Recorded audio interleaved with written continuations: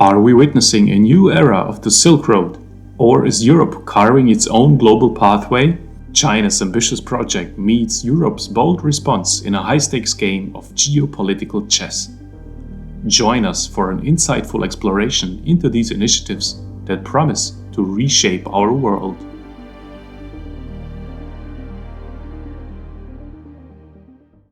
In the sparse steppes of southwest Kazakhstan, not far from the Caspian Sea, the energy woes of the European Union are expected to dissipate soon. Wind and solar plants with around 40 gigawatts of capacity are planned there, along with electrolyzers to produce 2 million tons of green hydrogen per year, enough to cover a fifth of the EU's estimated import needs in 2030. Hyrasia One is the name of the multi-billion euro project, which also involves a firm from Dresden, Germany. It aims to be a beacon for greener economy and against Vladimir Putin. Мною принято решение о проведении специальной военной операции. Since the Russian army invaded Ukraine, Kazakhstan has increasingly turned away from Moscow and is seeking more partners in the West. EU Commission President Ursula von der Leyen is quite captivated by the project. Because Hyrasia One is supposed to be a flagship for a 300 billion euro offensive that von der Leyen has made a priority of her tenure, Global Gateway. The initiative, designed as a response to China's new Silk Road, aims to implement infrastructure projects worldwide. Roads, ports and power lines, internet cables and solar parks are intended to advance the economies of developing and emerging countries, while simultaneously helping Europe to new geopolitical influence. It is a counter-move to China's Belt and Road Initiative. The BRI, also known as China's New Silk Road, is a $1 trillion global infrastructure and development strategy launched by the Chinese government in 2013. Spanning 140 countries, it aims to enhance regional connectivity and embrace a brighter economic future by building a network reminiscent of the ancient Silk Road.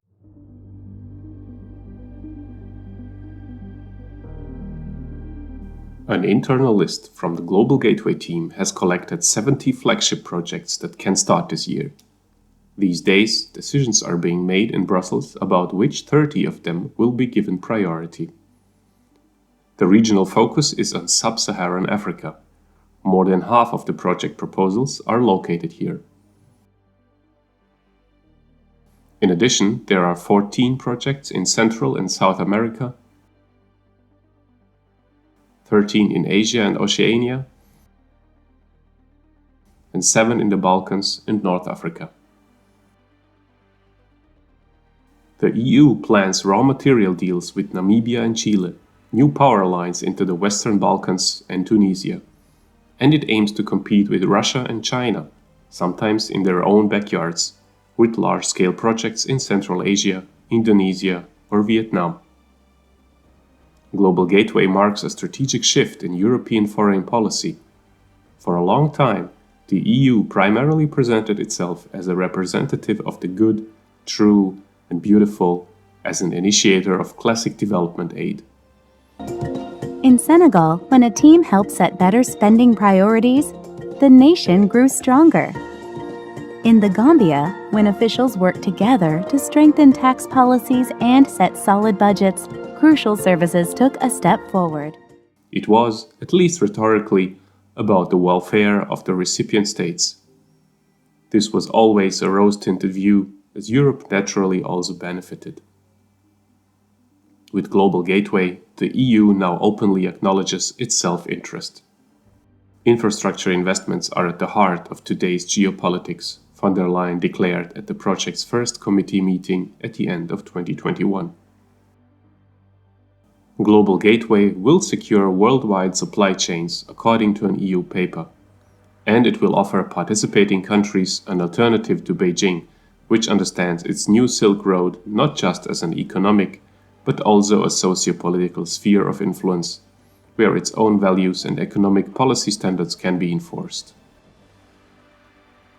Global Gateway can show how democratic values offer security and transparency for investors, sustainability for partners, and long-term benefits for people all over the world, writes the EU Commission. With such promises, Brussels tries to win over states worldwide.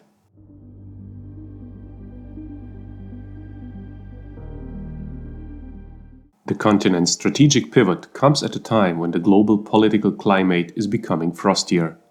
The pandemic and Russia's attack on Ukraine have temporarily driven energy prices to absurd heights and demonstrated how vulnerable companies and states are due to global dependencies. At the same time, China is rising as a new superpower, luring states into debt traps, securing worldwide access to raw materials, and increasingly dominating markets. In response to the new geopolitical reality, many states are calling for strategic autonomy, while simultaneously trying to bind other countries to them through infrastructure investments. The USA, Japan, and Australia aim to imprint their mark on emerging and developing countries through the Blue Dot Network. And the middle power India promotes initiatives in South and Southeast Asia. However, the EU has fallen behind in the global power game. For instance, in Africa, Brussels and Beijing each had a share of about 40% of construction and infrastructure investments in 2010. By 2018, the Chinese share had risen to around 60%, while the EU had dropped to just over 20%, the result of short-sighted foreign policy. For decades, Europeans had been the main drivers of large infrastructure projects in emerging and developing countries. The embanked Tigris shores in Baghdad, the city highways of Riyadh and Jeddah in Saudi Arabia, or the street plan of Nigeria's metropolis Lagos are monuments of this era. That Europe acted as a global builder also had practical reasons. Its cities, destroyed in the Second World War, had been largely rebuilt by the early 70s, and the end of the Eastern Bloc was not yet in sight. Thus, construction companies like Balfour Beatty or Hochtief looked for new markets in Africa and Asia. Many Third World states were happy to buy European quality, paying with their own oil billions or the money of Western development banks. Soon, the downsides of Europe's construction zeal became apparent. In the favored countries, corruption scandals and white elephants accumulated, overpriced, oversized, ultimately useless projects. EU development policy began to increasingly tie its aid to stricter conditions.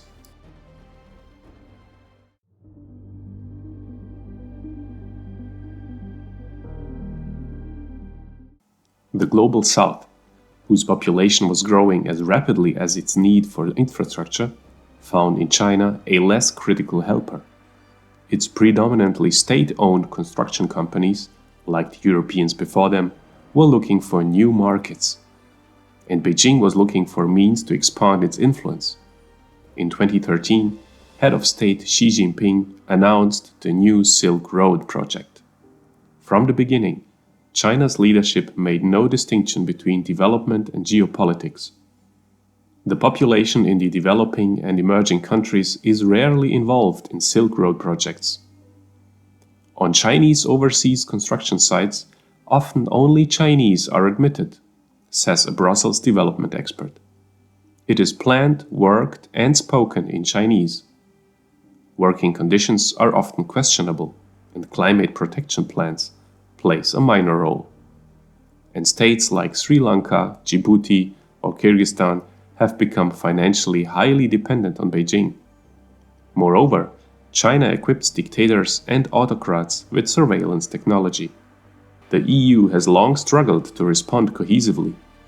Just over 3 years ago, a group of experts led by longtime EU senior official Thomas Wieser analyzed the Union's funding policy. Their verdict was devastating. A multitude of actors at national and European levels formed a highly complex architecture with many overlaps, gaps, and inefficiencies, according to the group's final report. There was a lack of a unified strategy. consolidation and concentration were necessary to strengthen EU presence and EU development priorities. At the top of the Union, this was viewed the same way. France and Germany, not always on the same page, endorsed Wieser's recommendations, as did foreign and development policymakers in the EU Parliament. Commission President Ursula von der Leyen eventually made them her own after initial hesitation. Not much has happened to date. The diggers must now roll, demands Niels Schmid, the foreign policy spokesman for the SPD parliamentary group. The Commission must finally deliver, says Reinhard Bütikofer, the Green EU parliamentarian.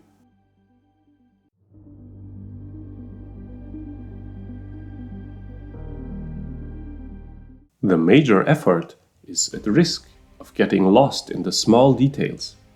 There is a dispute among the member states over the regional focus of the initiative. Italy and France demand mainly investments in Africa. Spain and Portugal, on the other hand, advocate for Latin America. And the Eastern European capitals want more money for the Western Balkan region.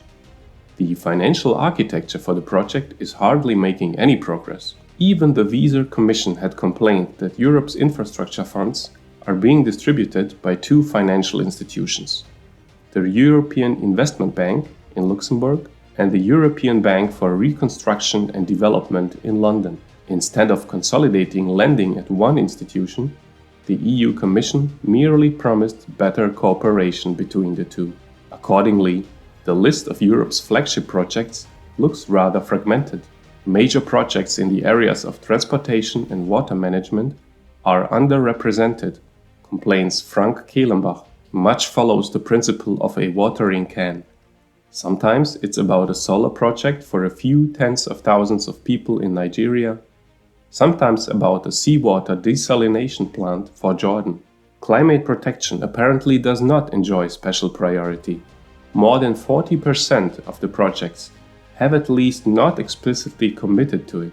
Moreover, projects are planned in autocratic countries like Cameroon, Rwanda, or Congo.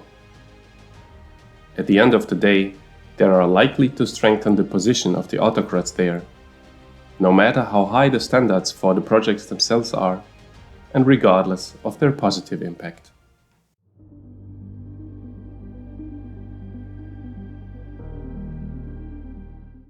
The private sector, which is supposed to raise a large part of the total 300 billion euros, does not feel sufficiently involved. So far, companies don't even have a direct contact in Brussels if they want to participate in the project. The interest of the companies is relatively large, says Patricia Schettelig, deputy head of the International Markets Department at the Federation of German Industries.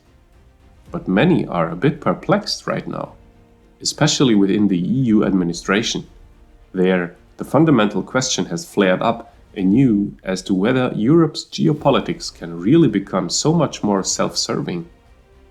In addition, there is a general aversion to change. Some officials simply slap the Global Gateway label on old projects, but actually want to continue as before, they say in Brussels. Although the European-initiated construction projects are supposed to set high labor and climate standards, the loans must not overwhelm the participating countries. The problem? Even countries that are supposed to benefit from the funding have their doubts.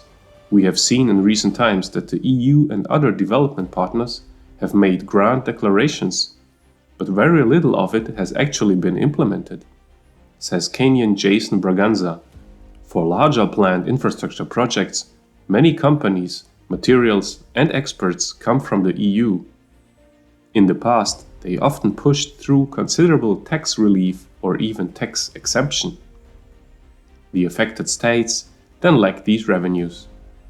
The debt situation in Africa is slowly creeping out of control.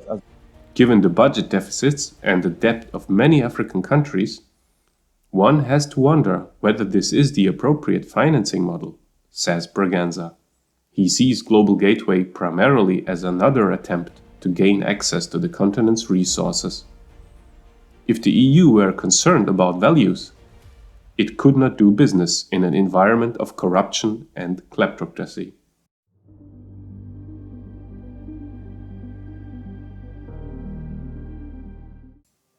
Ironically, China, which could feel provoked by Europe's newly awakened strategic ambitions, is currently officially cooperative. When Global Gateway was introduced at the end of 2021, Beijing had still bad-mouthed the initiative. Doing business with the EU risked political and ideological dependencies, wrote the party newspaper Global Times. It was the reverse narrative to the European Silk Road story. Since the Taiwan crisis in August, China has been trying to woo the Europeans, also to drive a wedge between the European Union and America. Regarding Global Gateway, Beijing has recently been circulating a whole new interpretation. If the EU and some politicians can break away from narrow geopolitical thinking and view this cooperation from a global development perspective, it will provide a good opportunity for the long-term development of China-EU relations.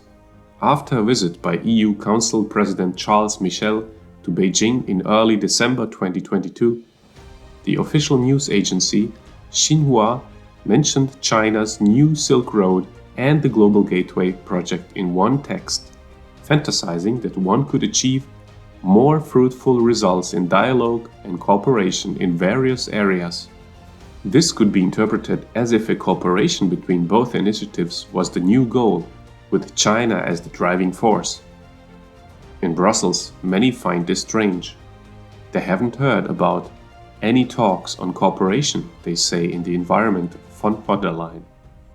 And I continue to look forward to working more closely with all of you to shape a better tomorrow. And I thank you for your presence here. Thank you very much to be at the Global Gateway Forum. The Commission President is pressing ahead anyway. She has personally taken over the chairmanship of the Global Gateway Supervisory Board and is looking for a prominent European politician to bring the apparatus in line as a special representative. Among others, the former European Central Bank chief and Italian Prime Minister Mario Draghi was in the conversation, but he declined the post. At least von der Leyen's Chief of Staff Björn Seibert is coordinating development projects at the G7 level. So that what happened to German Member of European Parliament Bernd Lange, head of the Trade Committee, doesn't happen again recently in Nairobi. He wanted to talk about EU projects there, but the Kenyan government talked almost exclusively about the new highway route of the capital, which Chinese corporations had completed in just a few years.